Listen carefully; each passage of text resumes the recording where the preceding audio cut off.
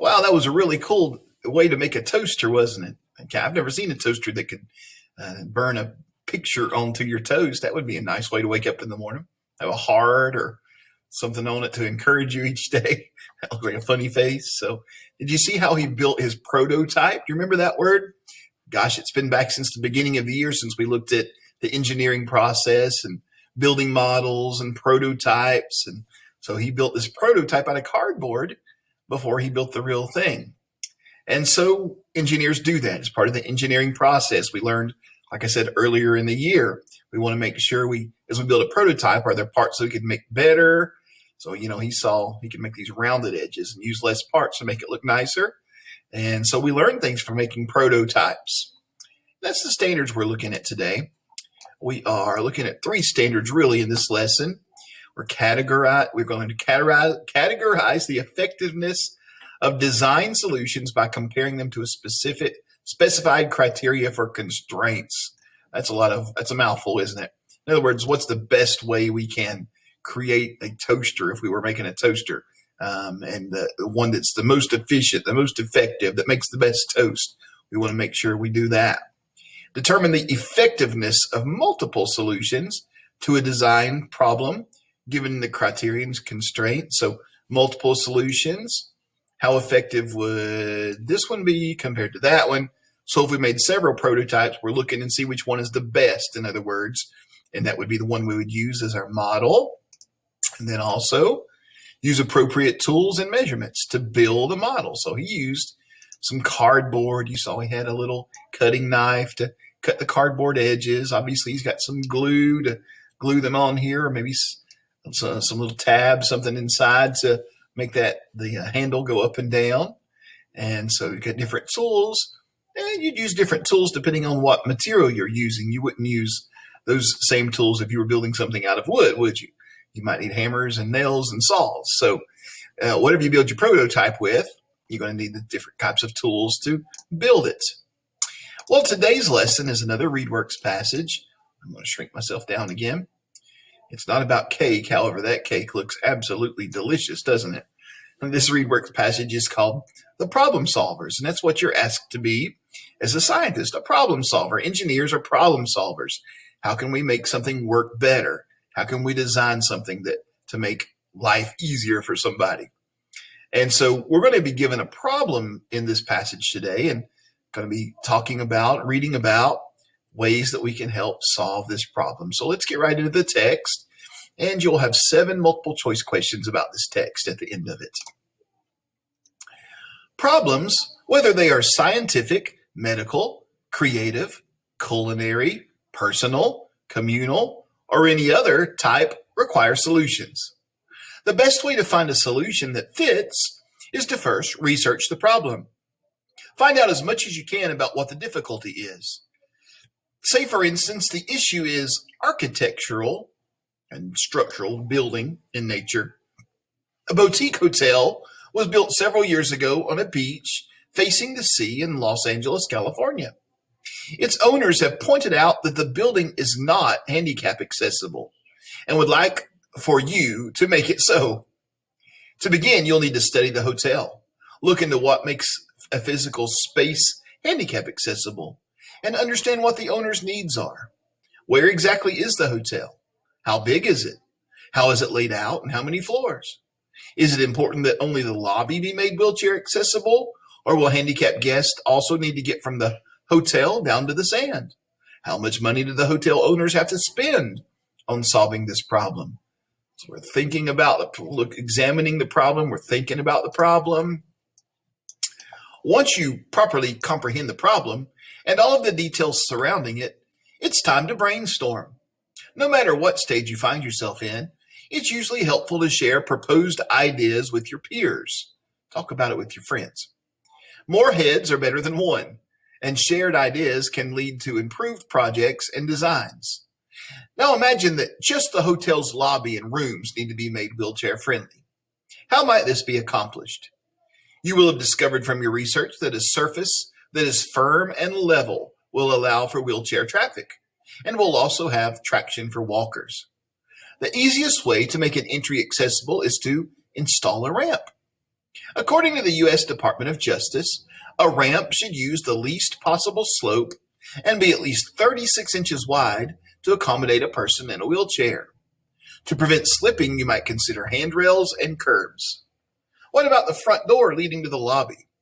Ensuring the outdoor entrance is protected from elements like rain will make it safer. Clearing paths of travel through doorways and hallways is also important. If there are potted plants on the ground, one solution could be to replace them with hanging plants. In the individual guest rooms, it could be helpful to install adjustable rods in the closets and certify that light switches are low enough and electric outlets are high enough. Throw rugs have the ability to move around, so it would be wise to go with other flooring choices instead. Showers are easier to roll into than baths for those with limited mobility. How about installing a seat or a handheld shower head? Grab bars and a taller toilet would work to make the bathroom more accessible too. It is crucial to come up with more than one solution. Now that you've thought of many answers as possible to the problem at hand, test them and adjust them according to your test results.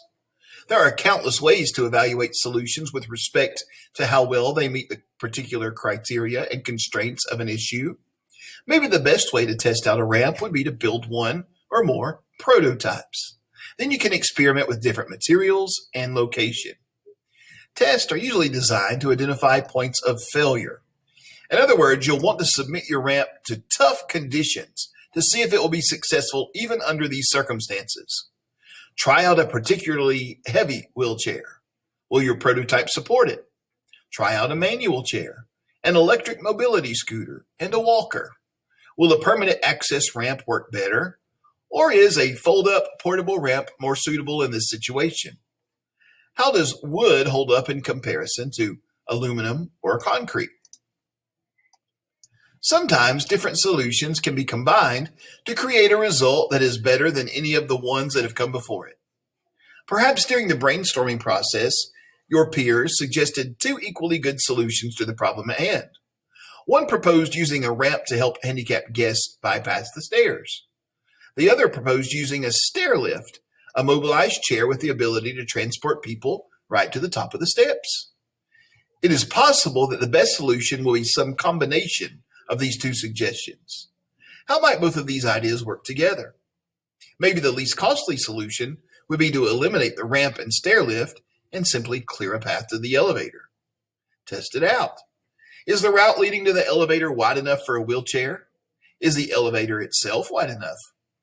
When thinking up solutions and performing tests, you must take into consideration a whole variety of variables. In this case, factors like cost, efficiency, and safety levels. The same steps can be applied to any kind of problem, from simple science experiments in the classroom to big real-world difficulties. For people who've practiced problem solving, running through these stages come as second nature.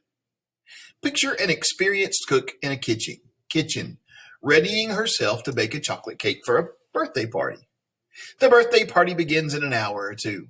She will need to work quickly. Suddenly, the cook realizes that she's run out of butter and the recipe calls for some. What to do? She does not have time to run to the grocery store.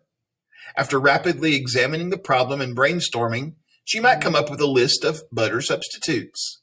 Some common ones are canola oil, olive oil, margarine, and shortening.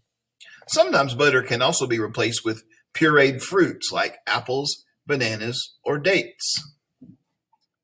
By performing various tests, the cook will be able to determine which butter stand-in will work best in her cake.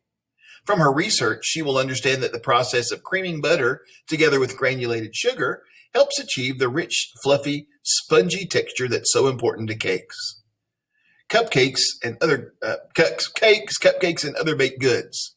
In her test, she will likely discover that because of this creaming step, using oil on its own instead of butter in this case will not yield the results that she's looking for. It could be that combining two of the butter substitutes would be best. Maybe the cook only has margarine with salt in it when the recipe calls for unsalted butter. The solution here could be to use the margarine but then to reduce the amount of salt added to the mixture. The cook will need to consider several variables here, including taste and texture. Next slide. Next time you have a problem to solve, think back to these guidelines. What's the quickest way to get to school when you've missed the bus? How to block the light from coming through your windows when you don't have any curtains or blinds? How to make a plant grow in a room that's too dark or a space in which the sun only shines in a single spot? What happens when you like to play a game of 6 people but only have enough parts for 5? What to use instead when you have no face paints but have promised your little cousin that you dress her up like a clown for Halloween? The keys are these: research the issue, brainstorm alone or with peers, list a variety of solutions, test these solutions, modify them on the basis of your test, and then select the best one. In most instances, this should lead you to an answer that works well. Just follow our cook's lead. She must have landed on the right solution because the kitchen smells great. All right, kind of a long text about solving problems. So you'll need to go back and reread it probably to answer these questions just like they have been all week. You're going to just move the little dot to whatever you think the answer is. On each problem, you've got 1, 2, 3, 4, 5, 6, 7. Okay, and have your little dot in the blank there. All right, so hopefully today's lesson has caused you to think about solving problems, building prototypes, steps you need to take to solve a problem. That was the goal for today. Now the problem is, how can you make a 100? Well, go back and find the answers in the text, right? I'll let you get to work on that now. See you later.